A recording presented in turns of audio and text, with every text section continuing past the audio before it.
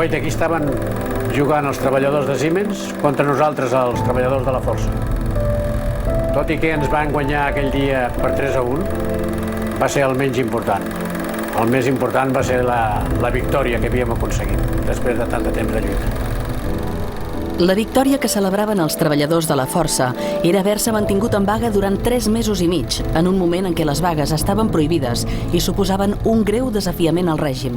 Aquesta va ser, i encara ho és, la vaga més llarga viscuda mai a Catalunya des de la Guerra Civil. En Cornellà ha sucedido algo que se ha de contar. Interesa a los obreros y a la gente en general. Tot havia començat 100 dies abans en aquests terrenys que ara ocupa una altra empresa. L'any 75, la fàbrica es deia La Força, Laminados y Forjados S.A., i era una siderúrgica. Yo fui la chispa de toda la huelga, yo fui el primero, fui la chispa. Fui la chispa porque aquel día se trancaron 2 barras, que eso no era culpa mía. Un incident sense importància, però que va anar pujant de to. Al final, l'encarregat va al·legar que Antonio Soria li havia faltat el respecte. Que yo le dije, es que yo 4 ojos no tengo, eso sí que me acuerdo que le dije. Digo, yo no puedo estar mirando para allá y para allá. Si estoy mirando para arriba, no puedo estar mirando para abajo. Y entonces vino el encargado y dice, tú a la calle. El malestar dels treballadors venia de molt abans i aquesta va ser la gota que va fer vessar el vas. La resposta dels obrers va ser immediata. Van parar la fàbrica y es va improvisar una asamblea. Lo que planteamos es de que el tema de Antonio Soria es innegociable y que allí estamos todos y nos sentimos todos Antonio Soria y que para solucionar el conflicto es o todos o ninguno. Era l'11 de novembre del 75. Feia setmanes que el país estava pendent de la llarga agonia de Franco. I és en aquest moment que els treballadors de la Força, pràcticament tota la plantilla de producció, va a la vaga. La vaga de la Força, quan es va produir, era una vaga molt important, però una vaga de les moltes vagues que ja hi havien hagut. N'havien hagut moltíssimes. Els obrers van ser el primer col·lectiu que es va mobilitzar i va desafiar obertament el règim. Tot i que el dret de vaga no estava reconegut, vagues com la de Siemens, Seat, Roca, Pirelli o Elsa van agitar la gran comarca industrial del Baix Llobregat durant els anys 60 i 70. En el Ministeri de Governació, que llavors és el que ara és el Ministeri d'Interior, quan es parlava del Baix Llobregat col·loquialment es deia «Los del cinturón rojo l'han vuelto a liar», o sigui, érem l'esquerra organitzada. Un general li va dir a l'alcalde de Cornellà de l'època, Ferrer Penedès, «España tiene 2 problemas, la ETA y Cornellà». Muy señor mío. Vista su participación en la huelga ilegal o improcedente, a tenor de lo que esta dirección le comunica que queda usted despedido de la empresa. El fet d'anar a la vaga va ser sancionat com a falta molt greu i l'empresa, darrere de la qual hi havia un grup financer liderat per Claudio Boada, expresident de l'INI, va acomiadar tots els treballadors que la secundaven, 157 en total. Un cop acomiadats, els obrers van optar per la provocació i van decidir no allunyar-se de la fàbrica. Nosotros tomamos la decisión de encender una hoguera cada día, ahí en esa esquina, era un campo, todas estas calles eran de barro y cada mañana encendíamos el fuego. Y en ese fuego pues hacíamos las asambleas, ahí nos tomamos el bocadillo y ahí decidíamos dónde y cómo nos distribuíamos durante el día. Hasta que venía la policía y solo hacía todos los días y nos echaba, porque no podíamos estar reunidos. Que entonces el haber más de 3 juntos era delito. Y normalmente era la policía la que se quedaba calentándose. Quan la policia els dispersava, els obrers prenien el carrer per donar a conèixer la seva lluita. Nos manifestábamos de uno en fila india, que le llamábamos, procurando llevar entre 2 pasos y 3 pasos entre uno y otro, de tal manera que mucha gente se pensaba que éramos 500 o 600 trabajadores ahí en la fábrica. Entendimos desde el principio que llevar la ropa de trabajo puesta era una provocación hacia los que no nos dejaban llevar pancartas. Entendíamos la ropa como una pancarta, auténticamente como una pancarta. Sí. Una de las fórmulas que utilizamos era subir a los autobuses cuando la gente iba a trabajar a las 5 de la mañana y explicábamos cuál era el motivo de nuestro conflicto, lo explicábamos en 1 o 2 minutos y teníamos que bajar rápidamente porque venía la policía evidentemente a buscarnos. Francisco Tellez. Treballava al ram de la construcció i per aquelles mateixes dates va ser detingut durant una jornada de vaga a Santa Coloma de Gramenet.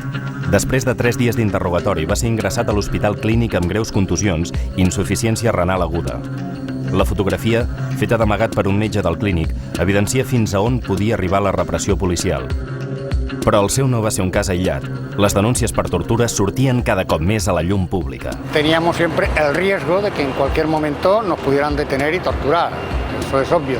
Había ya un precedente que un día cogieron a un compañero escartín y le pegaron una paliza que lo dejaron tirado. Claro, miedo tenía, pero tenías que venir aquí cada día a defender lo que era tuyo, que era tu puesto de trabajo. Sin miedo, claro que teníamos. En aquest clima de falta de llibertats i garanties, hi havia molt poc marge legal per actuar, però amb tot, el paper dels advocats laboralistes va ser clau. Els treballadors van arribar a sentir els despatxos laboralistes com un espai propi en el qual tenien una llibertat que no tenien ni al carrer ni a les seves empreses. Es podien reunir, podien fer assemblees, fins i tot, podien redactar propaganda. La Montserrat Avilés i el seu company, l'Albert Fina, van ser els advocats dels treballadors de la força i van intervenir també en la major part dels conflictes del moment. Els superava. Seguien fent la feina habitual, naturalment, però arribaves aquí al matí i et trobaves un treballador, per exemple, s'estava afaitant perquè havia passat la nit aquí. Bueno, yo soy Cerdán, jurado de la empresa La Força.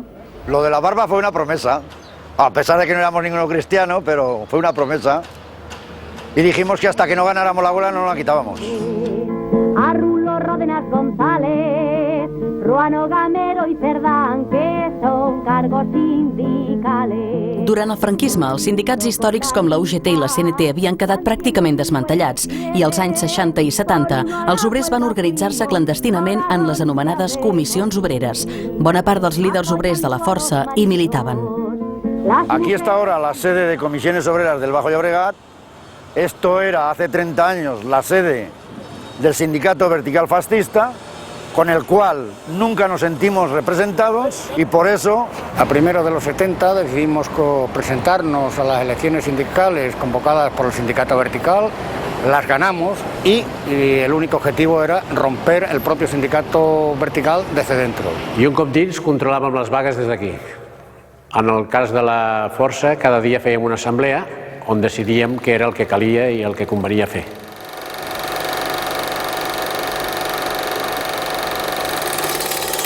Aquestes imatges que esteu veient van ser filmades amb aquesta càmera de 16 mil·límetres.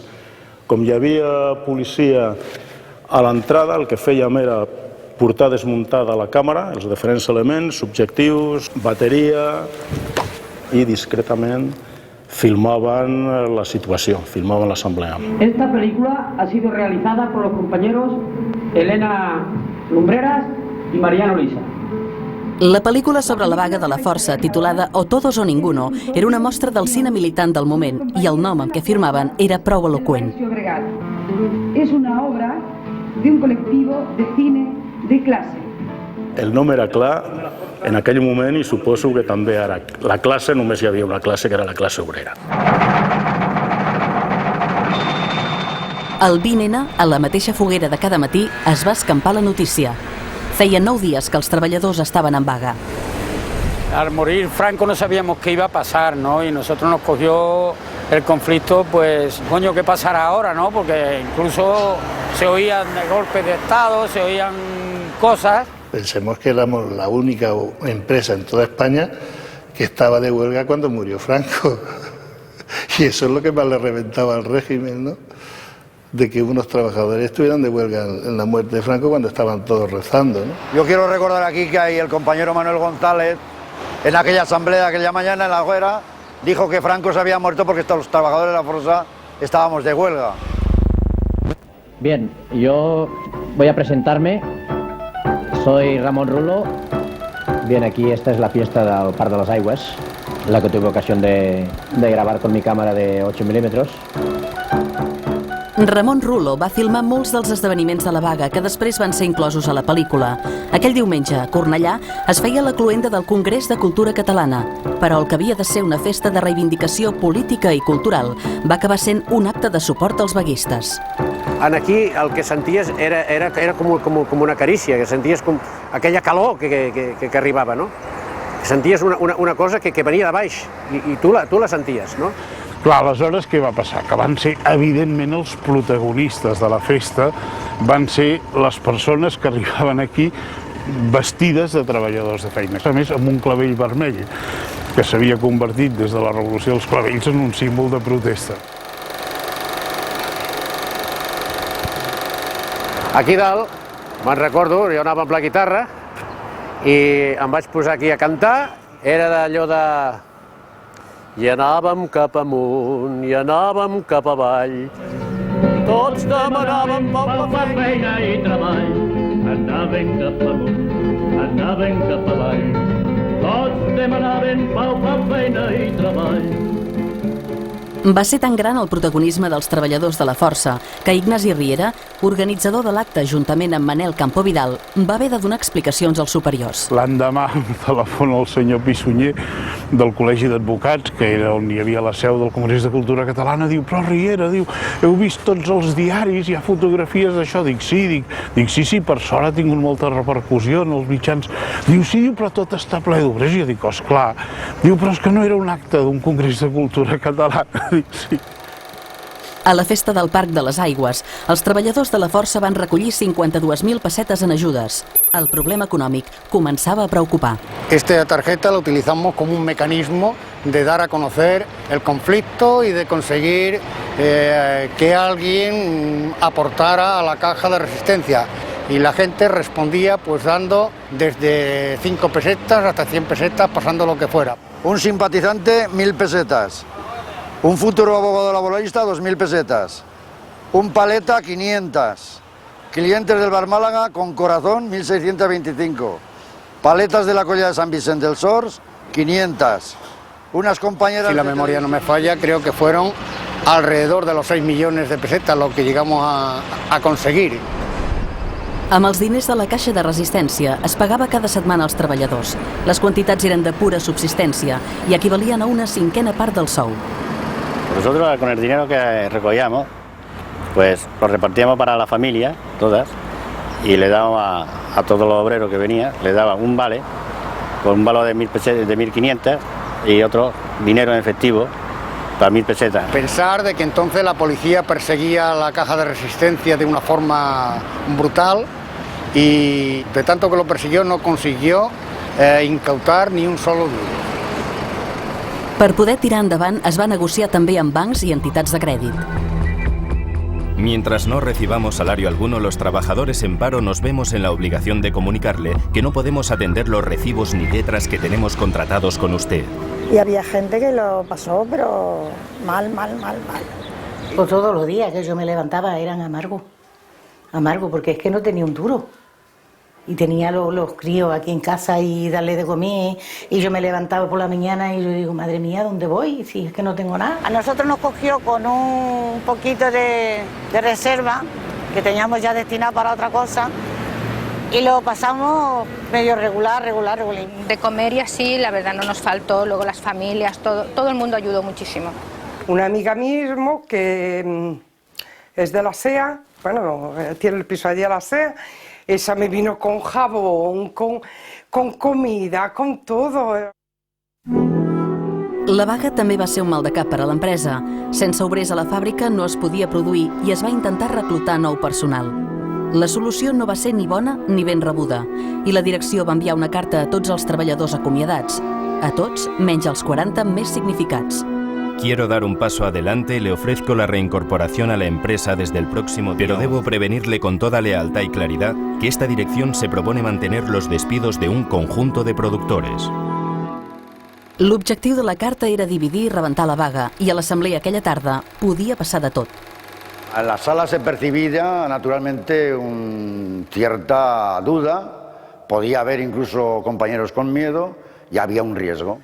Y empezabas a ver las caras de los que tenían familia numerosa, aquella gente que tenía problemas económicos, que procuraban irse a hacer alguna hora por ahí para tener dinero, que estaban desesperados y aquello, mira, se pone la carne de gallina. Y en aquel momento se levantó el compañero Chorba, Vicente Chorba, defensor de la República en Madrid, y se acercó al estrado y sacó su carta, la puso encima de la mesa y dijo: compañeros, lo que creo que hay que hacer es poner todas las cartas aquí. Y llamó a que nadie hiciera caso a la empresa.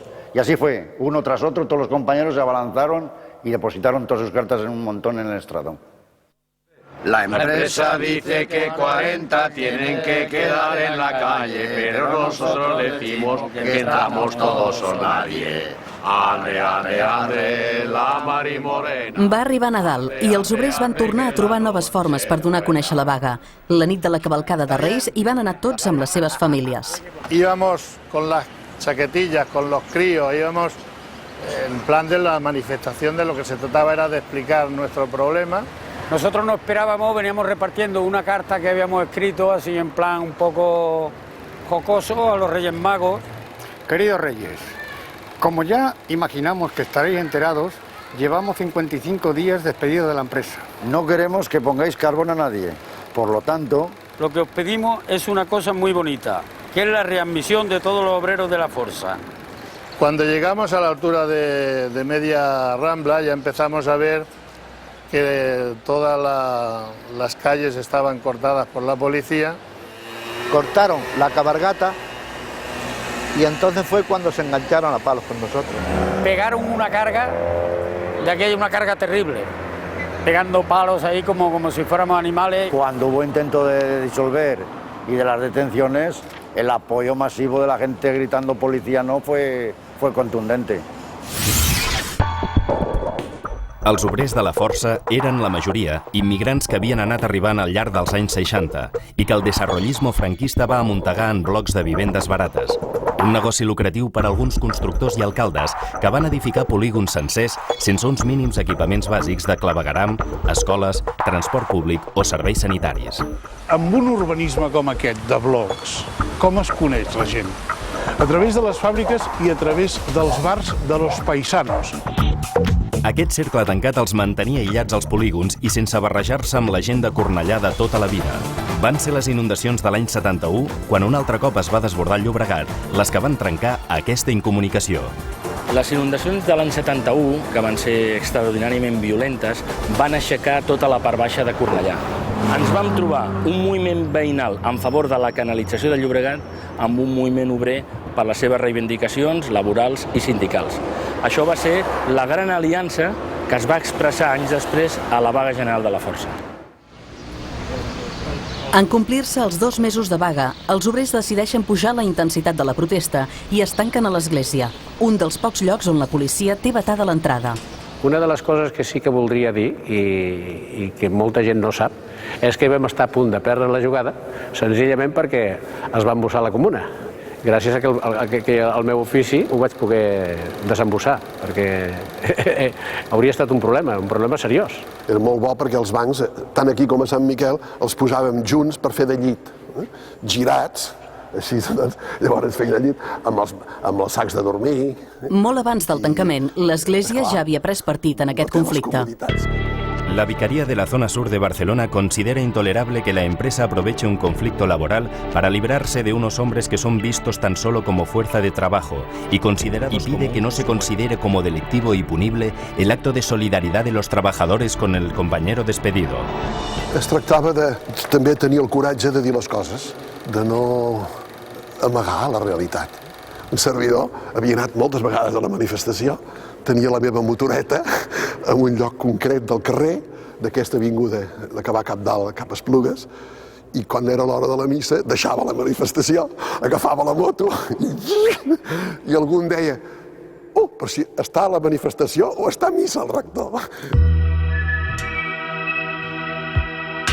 Joan Nepomucè García Nieto, el Nepo, com li deien alguns, va ser l'instigador d'actituds compromeses com les de mossèn Torres. El meu mestre va ser el Nepo. Jo em vaig fiar molt d'ell.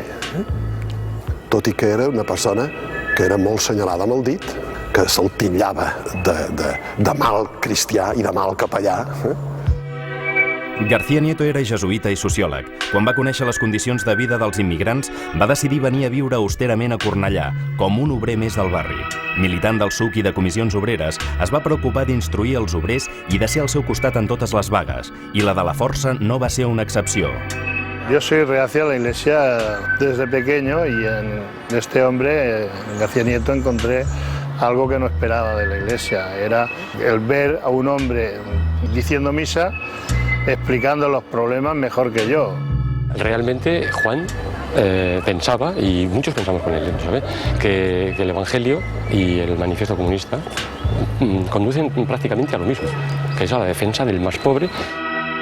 ¿Vosotros sabéis que aquí en este barrio es el Partido Comunista? Sí,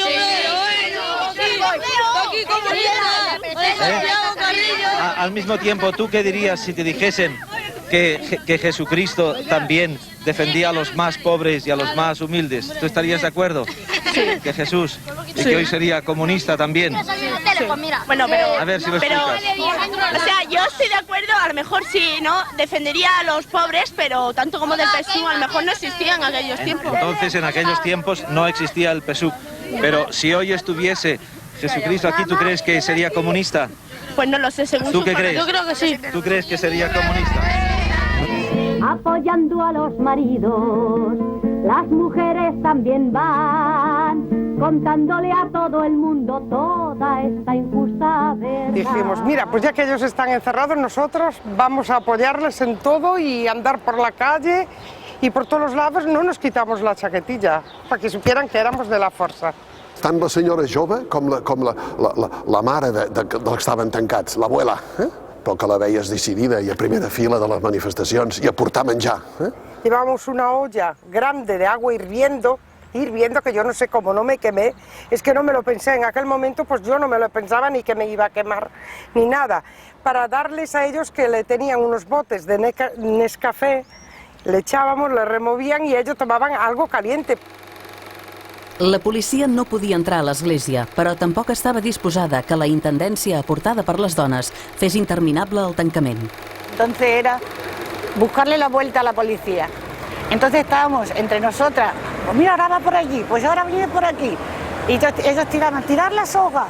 Tiràvem la guia fins baix de tot. Llavors hi havia cistelles, hi havia paquets. Y le cogíamos y pam, pam, pam, ellos subían corriendo. Pam, pam, pam, pam, pam, pam. I ells llavors s'apartaven. El ressò del tancament va convocar a la plaça molta gent que venia a donar suport als vaguistes. Ramon Rullo, amb la seva càmera de 8 mil·límetres, seguia totes les incidències des del campanar.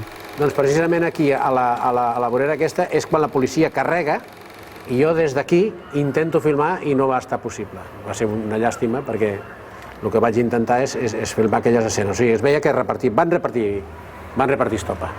I és en aquell moment que tu agafes una moral i dius, si aquests que no em coneixen de res i venien d'allí dels Porrons i venien d'Esparreguera, venien de Molins de Rei, de tot arreu, totes les empreses al carrer, i venen aquí i estan apallissats, si aquesta gent té aquesta moral jo la tinc tota.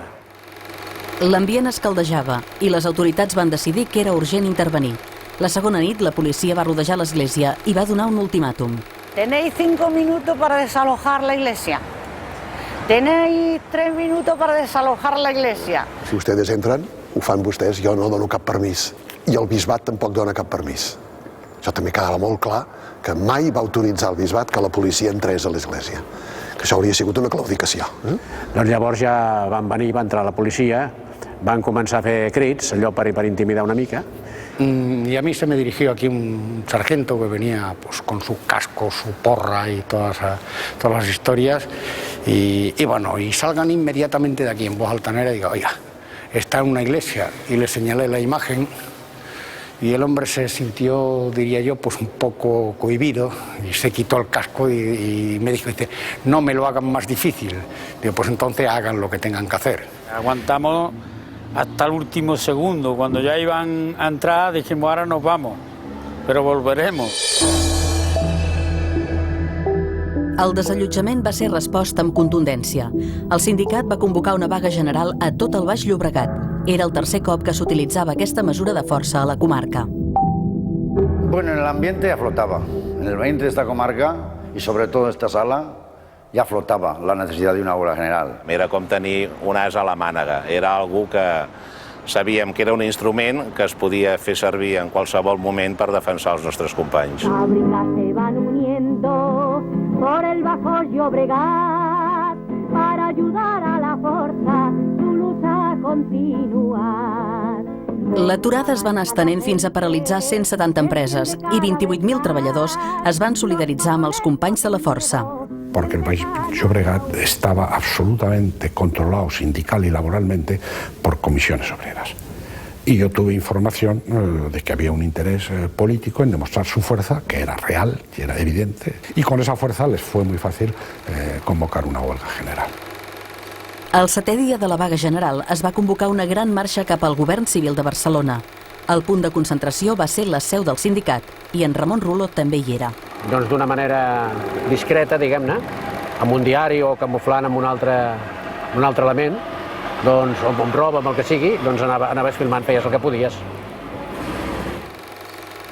Venir una marcha desde Cornellá andando hasta el gobierno civil, que era el proyecto, no es nada fácil. Y bastó una disuasión suave en diversos puntos de la marcha para que no llegaran. Aquí lo que hizo la policía exactamente fue meterse en el medio de la calzada y cargar contra las dos aceras, con lo cual nos tuvimos que dividir. Ells van pensar que a l'arribar al pont d'Esplugues, que és l'únic lloc on es podia travessar per anar a Barcelona, tallant el pont ja la marxa quedaria acabada. Llavors el pont és allí, darrere d'aquelles cases. Llavors aquí va venir la Guàrdia Civil i van bloquejar aquesta part d'aquí i aquesta d'aquí. Què va fer la gent? Es van reagrupar i llavors van tirar més avall del torrent. Sí, hi havia com 10 o 20 rius de persones que anaven travessant el barranc i llavors ja anaven cap a Collblanc. I clar, la policia aquí es va quedar neutralitzada perquè no van saber com reaccionar. Ateses les circumstàncies, agafo la meva derbi paleta i me'n vaig anar a un punt tranquil on jo pogués filmar l'atacada general. La consigna era tots arrencar el passeig de Colón i cap al govern civil. I en un moment donat se m'encén la bombeta i dic cap a Colón. I a veure què passa. Però al peu de Colom no hi va haver cap concentració. La policia s'havia encarregat que fossin molt pocs els que hi poguessin arribar. Veníem del Paral·lel i quan anàvem per aquí, per les Drassanes, en Pere Caldes, que era un dirigent sindical de la química, i jo anàvem al davant de 1.200 persones, perquè es van fer molts de grups. I llavors en Pere em diu, Carles, per què m'empentes amb la mà? I jo dic, no, si porto les mans a la butxaca. I llavors ens vam girar i qui l'empentava era un cavall de la Policia Nacional, perquè en aquell moment havien darrere nostre uns 100 cavalls i tots els altres 1.200 companys discretament havien anat desapareguent per arribar per altres indrets. El més important, més que arribar al govern civil, que era fer el cim, era passar per 12 quilòmetres de comarca i de Barcelona que vam recórrer i això, tots anàvem amb roba de treball i això és el que creava comentari, el que creava solidaritat, la gent sortia a aplaudir per les finestres. Es que el golpe que le estábamos dando, mantener, es que cualquiera que se le diga que una comarca 16 días paralizada por un despido. Però el pols que havien plantejat amb la vaga general no va donar cap resultat i els treballadors de la comarca van haver de tornar a la feina. Aquest és el moment més difícil per als obrers de la Força. Toda una huelga general de 15 días en el Bajo Llobregat no habían hecho posible reflexionar la empresa. Pensábamos que iba a ser muy difícil que reflexionara quedándonos nosotros solos otra vez. Com a exemple, estava un dia que vaig acompanyar amb un company. Diu, vaig agafar el carrilet i se li feia una mica tard. Em diu, Rulo, diu, ¿cómo ves la situación? Dic, no te preocupes, digo, que esto está al caer, esto está a punto. I jo per dintre, doncs, m'estava desmuntant, no?, perquè veia que la cosa estava molt dura. Vamos, lo difícil de una huelga no es empezarla, sino acabarla.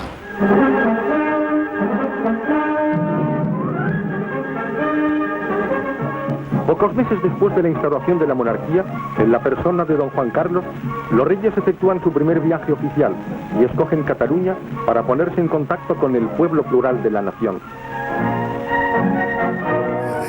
La presencia de los reyes aceleró el que se forzara el acuerdo en la negociación de la Força. I llavors el règim es planteja legitimar el rei i el volen portar al Baix Llobregat, justament on les lluites sindicals han estat més fortes. Si logramos que el Baix Llobregat esté pacificado y la clave es el acuerdo en la Força, serà possible una visita del rei al Baix Llobregat. I això vol dir que és potser l'única vaga que ha hagut a Espanya que es va convertir en tema d'estat. El governador civil va cridar al seu despatx el seu amic Claudio Boada, president de la Força. Y le llamé y le dije, aunque haya sido muy duro, la manera de resolver la Força es no despedir a nadie. Comprendo que esto que te pido es muy duro, pero en cambio tú tienes libertad para mantener la disciplina en la empresa y poner las sanciones que consideres oportuno. Compañeros, le vamos a dar lectura al pacto sindical que llegamos anoche en Barcelona. La empresa accede a la innovación de todas las sanciones de despido impuestas al personal desde el día 11 de noviembre. L'empresa va accedir a readmetre tots els treballadors, però va fixar sancions de fins a mig any de suspensió de feina i sou a 12 d'ells. A los siguientes productores: Esteban Cerdán Francés, Simón Ródenas Martos, Francisco Gamero Delgado, Ramón Rulo Bargalló, Manuel González Fernández. Aquello para mí fue... Yo lloré y todo aquella... Cuando se llegó al acuerdo y hubo que aceptarlo por mayoría, yo lo pasé muy mal, porque yo quería... Quizá infantilismo a lo mejor, ¿no? De que teníamos que llegar a la victoria total. Conseguir después de 3 meses y medio que no haya ni un despido en un tipo de huelga llamada ilegal permanentemente y contra todas las autoridades habidas y por haber, yo creo que fue un triunfo de los trabajadores. El Cerdán bailó encima de la mesa del sindicato y yo cabreado y el tío bailando allí, yo que esto... Los Reyes no quisieron marginar ningún contacto en Barcelona y así uno de los actos más significativos fue la visita a Cornellà, ciudad junto a la capital, zona del Bajo Llobregat, densa en población laboral, con problemas que los Reyes no quisieron desconocer. Vam tenir un sentiment agradols, dolç perquè havíem guanyat, però agre perquè no ens pensàvem que aquesta plaça s'ompliria de gent per veure el rei. Probablement nosaltres ens vam sorprendre per la resposta popular perquè encara identificàvem el rei amb el règim anterior.